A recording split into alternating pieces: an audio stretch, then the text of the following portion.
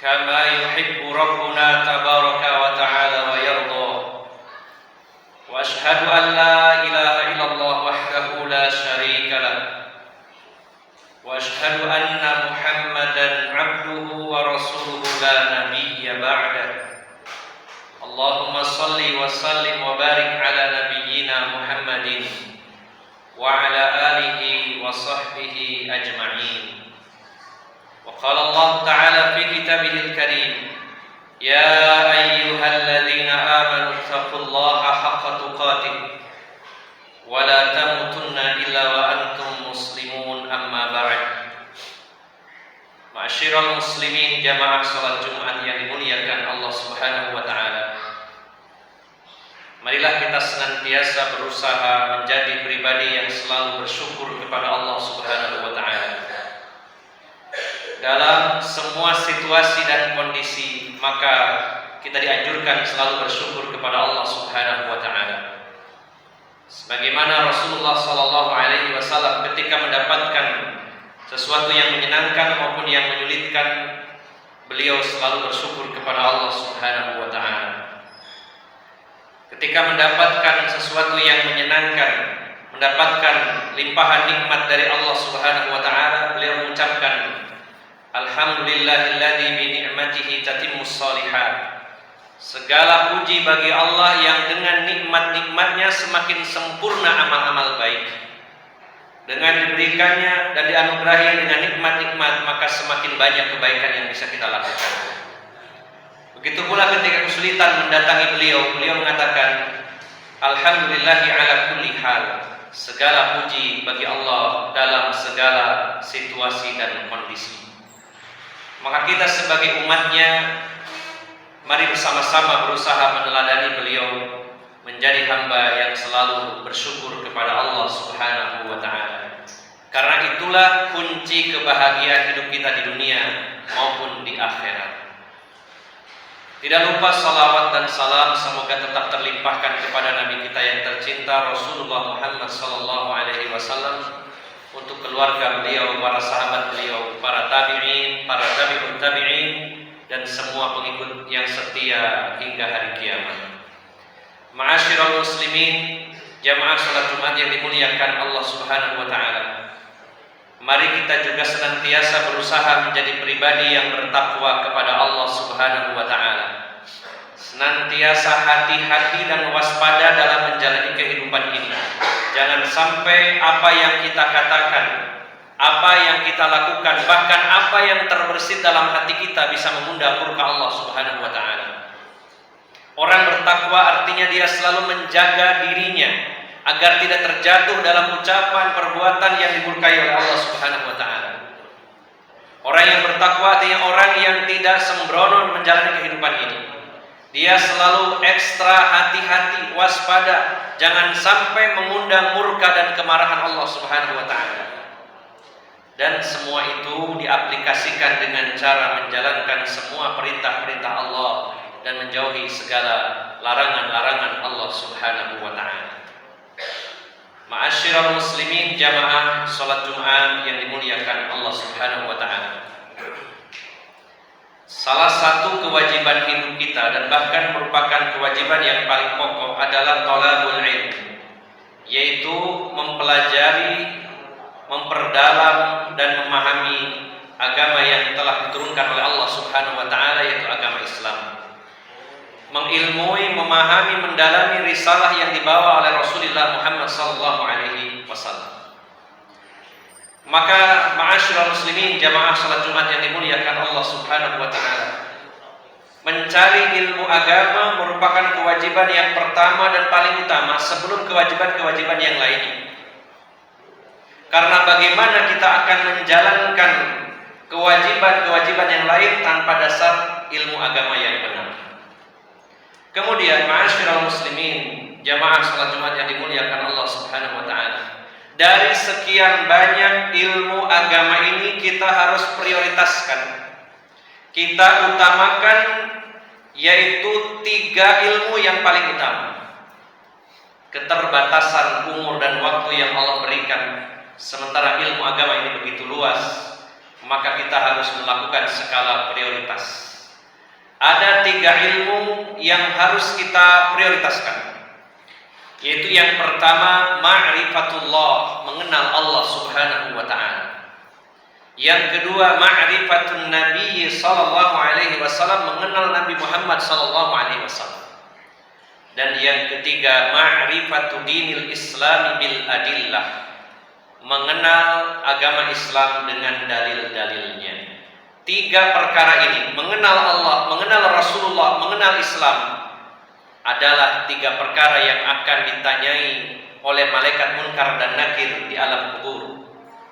Akan dijadikan barometer apakah seorang hamba itu selamat di akhirat atau tidak ketika dia bisa menjawab atau tidak pertanyaan kubur tersebut.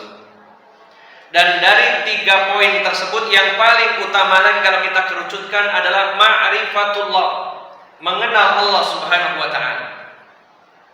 Bagaimana mungkin kita mentaati sesuatu, mentaati seseorang sementara kita tidak mengenalnya? Bagaimana lagi kalau kita mau menyembah sementara kita tidak kenal apa yang kita sembah? Maka ma'asyiral muslimin, jamaah salat Jumat yang dimuliakan Allah Subhanahu wa ta'ala, ketika Allah menciptakan jin dan kita sebagai manusia adalah dalam rangka untuk beribadah. Wa ma khalaqtul jinna wal insa illa liya'budun. Maka bagaimana mungkin kita akan beribadah kepada Allah yang tidak kita kenal? Maka ilmu untuk mengenal Allah Subhanahu wa ta'ala adalah ilmu yang paling utama. Karena di sanalah pokok dari ajaran Islam, yaitu at-tauhid, mengesahkan Allah Subhanahu wa ta'ala. Imam Ibn Rajab Al-Hambali, seorang ulama kondang, seorang ulama ternama, beliau menyatakan bahwa al-ilmun nafi yadullu ala amrayn. Ilmu yang bermanfaat itu mengarahkan pelakunya pada 2 perkara. Kalau kita ingin tahu selama ini kita ngaji, kita belajar agama, kalau hasilnya mengarahkan diri kita kepada 2 perkara, maka ini adalah ilmu yang bermanfaat. Yang pertama, ala ma'rifatillahi azza wa jalla wa ma yastahiquhu minal asma'il husna wa sifatil ula. Yang pertama, ketika ilmu itu mengarahkan kita untuk mengenal Allah Subhanahu wa ta'ala, untuk mengetahui hak-hak Allah dari nama-namanya dan sifat-sifatnya yang tinggi, maka poin pertama, kalau kita semakin mengenal Allah, berarti ilmu yang kita pelajari adalah ilmu yang bermanfaat. Semakin dalam ilmu yang kita pelajari, semakin jauh pengenalan kita kepada Allah, berarti ilmu itu bermanfaat.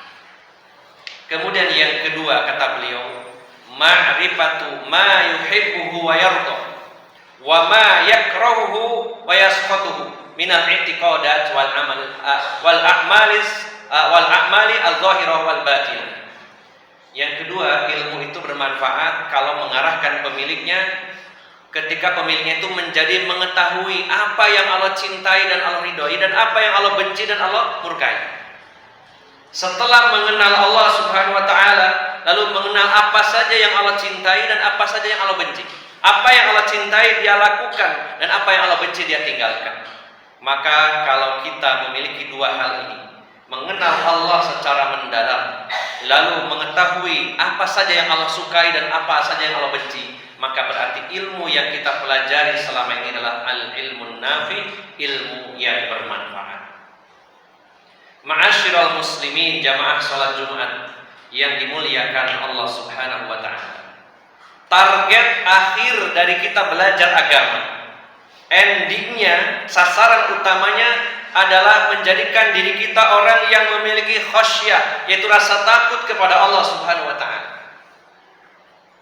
Bukankah Allah telah berfirman di dalam surat Fatir, surat 35 ayat yang ke-28? Allah menyatakan, innama yakhsyallaha min ibadihil ulama. Hanyalah orang-orang yang berilmu yang memiliki rasa takut kepada Allah Subhanahu wa ta'ala. Maka ending dari ilmu yang kita pelajari, sasaran terakhirnya adalah menjadikan kita orang yang takut kepada Allah Subhanahu wa ta'ala. Semakin dalam ilmu agamanya, maka semakin besar rasa takutnya kepada Allah Subhanahu wa ta'ala. Dan takut kepada Allah berbeda dengan takut kepada selainnya. Ketika seseorang takut dengan binatang buas, dia akan menjauh sejauh-jauhnya. Ketika seseorang takut dengan hewan yang berbisa, dia akan menghindar sejauh-jauhnya. Bahkan ketika takut kepada sesama manusia, dia akan menghindar dan tidak berani mendekat. Tapi semakin takut seseorang kepada Allah Subhanahu wa taala, maka dia semakin dekat kepada Allah Subhanahu wa taala. Maka target terakhir dari pencapaian ilmu agama ini adalah yaitu al-khasyah. Imam Ahmad bin Hanbal beliau menyatakan bahwa aslul ilmi al-khasyah. Pokok inti dari ilmu adalah al-khasyah, yaitu rasa takut kepada Allah Subhanahu wa taala. Yang menjadikan seorang hamba itu benar-benar serius menjalankan segala perintah Allah karena dia takut kepada Allah. Yang menjadikan seseorang itu tidak berani melanggar aturan Allah Subhanahu wa taala, maka karena takut kepada Allah Subhanahu wa taala. Maka ma'asyiral muslimin, jamaah salat Jumat yang dimuliakan Allah Subhanahu wa taala, kewajiban kita adalah mencari dan mempelajari, memahami ilmu agama. Kemudian kita bisa tahu indikatornya bahwa ilmu kita adalah ilmu yang benar dan bermanfaat ketika ilmu tersebut mengarahkan pemiliknya kepada pengenalan kepada Allah Subhanahu wa taala dan mengenal apa yang Allah sukai dan apa yang Allah benci. Kemudian endingnya adalah menjadikan hamba tersebut selalu takut kepada Allah Subhanahu wa taala. Maka seberapa besar rasa takut kita kepada Allah pada hari ini, itulah ukuran seberapa dalam ilmu kita tentang agama ini. Siapapun di antara kita yang hari ini rasa takutnya sangat besar kepada Allah Subhanahu wa taala, menunjukkan dirinya orang yang berilmu, menunjukkan dirinya orang yang sangat mengenal Allah Subhanahu wa taala.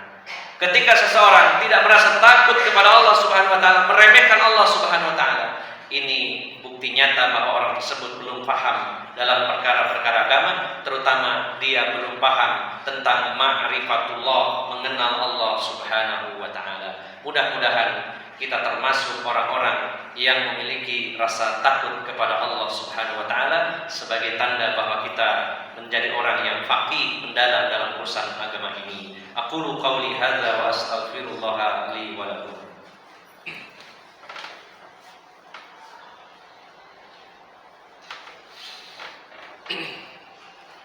Alhamdulillahi rabbil alamin wal aqibatu lil muttaqin wa la udwana illa 'alal zalimin.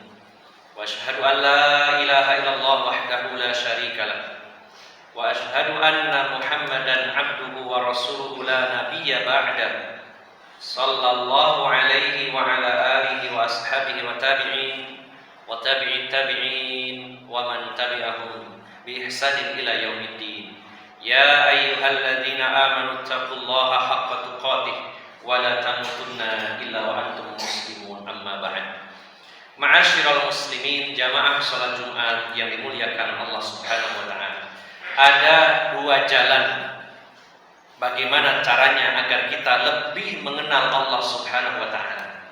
Kedua cara ini sudah Allah cantumkan di dalam Al-Qur'an, sudah disampaikan oleh Rasulullah sallallahu alaihi wasallam. Kita tidak perlu mencari metode cara-cara lain untuk memiliki ma'rifatullah, kecuali metode yang pernah disampaikan oleh Allah melalui Al-Quran dan metode yang disampaikan dalam hadis-hadis Nabi sallallahu alaihi wasallam. Yang pertama, agar kita memiliki ma'rifatullah, mengenal Allah Subhanahu wa taala, adalah dengan mempelajari, memahami secara benar dan mendalam tentang nama-nama dan sifat-sifat Allah Subhanahu wa taala. Karena Allah Subhanahu wa taala zat yang maha gaib, hari ini kita tidak bisa melihatnya, hari ini kita tidak bisa menyentuhnya. Maka kita memahami, mengenalnya melalui nama-namanya yang baik, yaitu Asmaul Husna, dan juga sifat-sifatnya yang mulia dan maha tinggi. Maka isi dari Al-Quranul Karim mayoritas adalah tentang nama-nama dan sifat-sifat Allah Subhanahu wa ta'ala. Pembahasan tentang hukum halal dan haram jauh jumlahnya lebih sedikit dibandingkan pembahasan tentang tauhid, terutama tauhid asma wa sifat, tentang mengesahkan Allah dalam nama-nama dan sifat-sifat Allah Subhanahu wa taala. Siapapun di antara kita yang memahami nama Allah satu saja, maka luar biasa efeknya dalam kehidupannya. Apalagi semua nama-nama Allah kita bahas, kita pahami, kita pelajari, dan menghadirkan nama-nama Allah dan sifat-sifat Allah dalam setiap doa-doa kita dan dalam setiap perkara kehidupan kita, maka efeknya sangat besar sekali.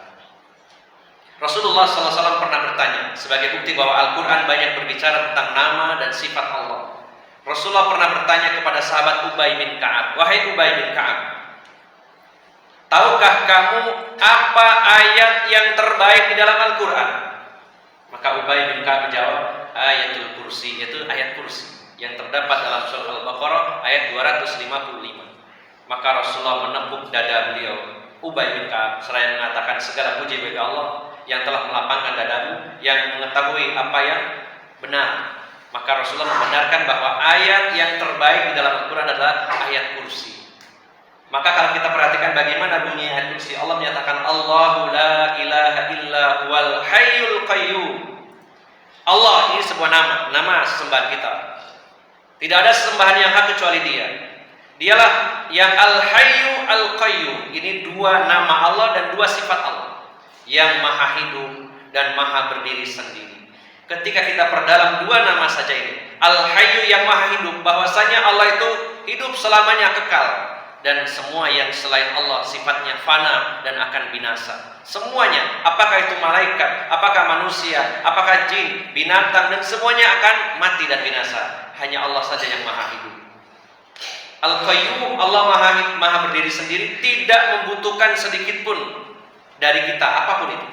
Sampai Allah berfirman dalam hadis qudsi, "Seandainya bangsa jin dan manusia yang awal sampai akhir semuanya taat kepadaku, maka kedudukanku tidak akan naik. Seandainya jin dan manusia seluruhnya ingkar kepadaku, maka kedudukanku tidak akan turun." Artinya Allah tidak butuh ketaatan kita, dan tidak akan berpengaruh pada posisi dan kedudukan Allah keingkaran hamba-hambanya. Maka Allah berdiri sendiri dan tidak butuh apapun dari kita. Kitalah yang butuh Allah Subhanahu wa ta'ala. Ini baru dua nama. Kemudian Allah melanjutkan, "La ta'khudhuhu sinatu wa la naum." Allah itu tidak pernah mengantuk dan tidak pernah tidur. Selalu mengawasi hamba-hambanya 24 jam secara mendetail. Allah mengetahui berapa jumlah semut yang ada di muka bumi ini. Allah mengetahui berapa banyak daun yang berjatuhan di kegelapan malam dan di seluruh penjuru-penjuru bumi. Allah maha tahu, dan Allah tidak ngantuk, bahkan tidak tidur. Sehingga ketika kita mendapatkan kezaliman dari orang lain, Allah melihatnya, Allah mendengarnya, Allah memperhatikannya. Allah tidak ngantuk apalagi tidur. Allah maha mengetahui. Maka setiap nama, setiap sifat yang Allah miliki, kalau kita pahami secara mendalam, maka efeknya sangat luar biasa. Ketika kita memahami bahwa salah satu nama Allah adalah Ar-Razzaq, Zat yang maha memberi rezeki, sehingga ketergantungan kita bukan kepada selain Allah dalam urusan rezeki, hanya kepada Allah. Kalau Allah mau memberi, siapapun tidak bisa menghalangi. Kalau Allah menghalangi, siapapun tidak ada yang bisa memberi. Terus demikian, setiap nama dan sifat Allah kita dalami, maka kita akan mendapatkan ma'rifatullah, mengenal Allah Subhanahu wa ta'ala. Belum lagi ketika Rasulullah menyatakan, "Tahukah kalian surat apa yang terbaik dalam Al-Quran?" Maka jawabannya adalah Al-Fatihah, Ummul Quran. Hampir seluruh ayatnya berbicara tentang nama dan sifat Allah Subhanahu wa ta'ala. Bismillahirrahmanirrahim. Ada Ar-Rahman Ar-Rahim. Alhamdulillahi Rabbil Alamin. Rabbil Alamin, ini adalah tauhid rububiyah, sesembahan alam semesta ini, penguasa alam semesta ini. Ar-Rahmanir Rahim, Maliki Yaumiddin, yang menguasai, merajai hari pembalasan. Ini adalah sifat-sifat Allah Subhanahu wa ta'ala. Bahkan ketika Rasulullah bertanya, apa atau surat apakah yang nilainya sepertiga Al-Quran, maka jawabannya adalah surat Al-Ikhlas, Qul Huwallahu Ahad. Di sana juga tentang sifat dan nama Allah Subhanahu wa ta'ala. Qul Huwallahu Ahad, dialah Allah yang Maha Esa. Allahus Somad. As-Somad adalah nama Allah dan sifat Allah, zat yang mana kita tergantung kepadanya. Lam yalid walam yulad, tidak punya anak dan diperanakkan. Walam yakul lahu kufuwan ahad, dan tidak ada seorang pun yang serupa dengannya. Maka untuk mengenal Allah, caranya yang pertama dengan mempelajari, memahami tentang nama-nama dan sifat-sifat Allah Subhanahu wa ta'ala. Dan yang kedua, yang terakhir adalah dengan merenungi, mentadaburi, memikirkan tanda-tanda kebesaran Allah yang ada di alam ini. Allah nyatakan dalam surat Az-Zariyat ayat 20 dan 21. Allah berfirman, wa fil ardi ayatul lil muqinin, dan di atas bumi ini dengan segala isinya ada tanda kebesaran bagi orang-orang yang yakin.